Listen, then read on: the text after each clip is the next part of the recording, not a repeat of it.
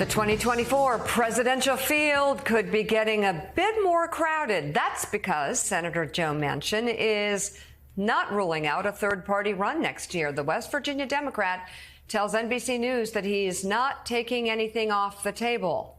Manchin joined former Republican Governor Jon Huntsman in New Hampshire yesterday, along with the group No Labels, which is laying the groundwork to field a third-party presidential campaign.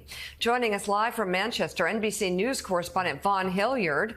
Vaughn, you spoke to both Manchin and Huntsman. Not only what did they tell you about a potential 2024 presidential bid, because obviously they're doing something leaning toward that. Why are they doing this?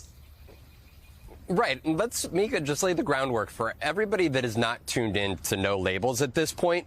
It's time to do it, because this is not some, organization that is spending a couple $1,000s on mailers or campaign flyers. This is a group that is about at its $70 million war chest that they aim to create. That is what this group is. They have been around for 13 years. They are the ones behind the Problem Solvers Caucus in Congress. And this time they're getting involved in presidential politics and will potentially put forward a bipartisan ticket, one that includes a Republican and a Democrat. And last night was a notable step for this organization because they went out on what you could call the campaign trail. In the middle of their efforts to qualify for the ballot in all 50 states, they went out here in New Hampshire alongside not only Jon Huntsman, the former U.S. ambassador to China and Republican governor of Utah, but also Joe Manchin, arguably the most influential member of the U.S. Senate right now. I want to let you hear part of my conversation with both men.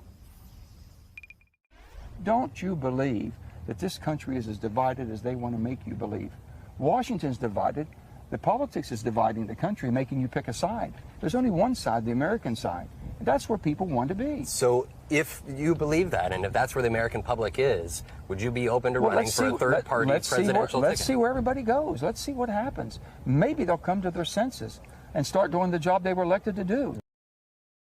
For us to do the same old thing is like a little bit insane. Could a bipartisan ticket actually work? I think eventually there could be that possibility once the American people are frustrated enough with the status quo that isn't working. But that's going to be driven by the American people. Is 2024 that opportunity? Don't know. Don't know.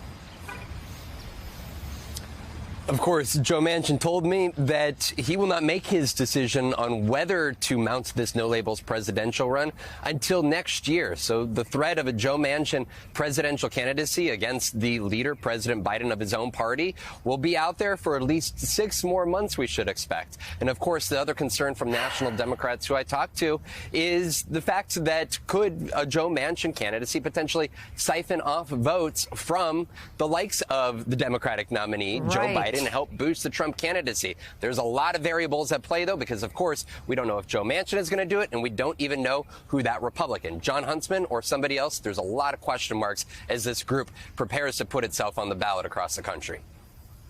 NBC's Vaughn Hilliard live in Manchester, New Hampshire. Thank you very much. And, Joe, to me, that seemed a little too obviously coy on the part of Manchin and Huntsman. At the same time, No Labels could play a pretty huge role in 2024.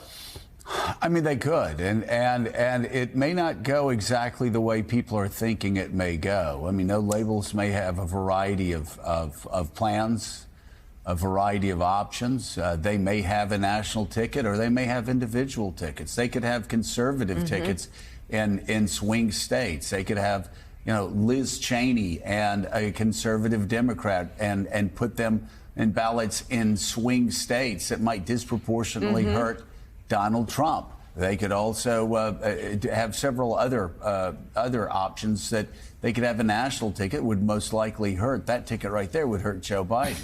So, but again, we don't know yet, so no need to suffer twice. Instead, let's talk to CNBC founder and Newsweek editor-at-large, Tom Rogers, and also Republican strategist and MSNBC political analyst Susan Del Percio. They're co-authors of a new opinion piece in Newsweek titled "One Key Way to Stop Donald Trump from Being Our Next President." We'll talk about that in a minute. But first, Tom, how devastating, as some people believe, how devastating would a ticket with Joe Manchin and Jon Huntsman be to Joe Biden's opportunities to win Wisconsin, Michigan, Pennsylvania, Georgia, Arizona? I think absolutely devastating. There's just absolutely no evidence that a no labels ticket like that would not be a total spoiler for Joe Biden or the Democrats. There just has not been in 50 years a single electoral vote that has been garnered by an independent candidate, even Ross Perot, who got 19% of the vote. Right. But what it will do, and there's plenty of evidence of this, including how 2016, with the independent vote that siphoned away from Hillary Clinton and gave the election to Donald Trump in swing states, that there's just no way a third-party ticket like that isn't going to help Donald Trump be reelected president. And Susan, we know how thin these margins are state by state, in Wisconsin, in Michigan, in Pennsylvania. We're talking about 10,000, 20,000 votes in some cases.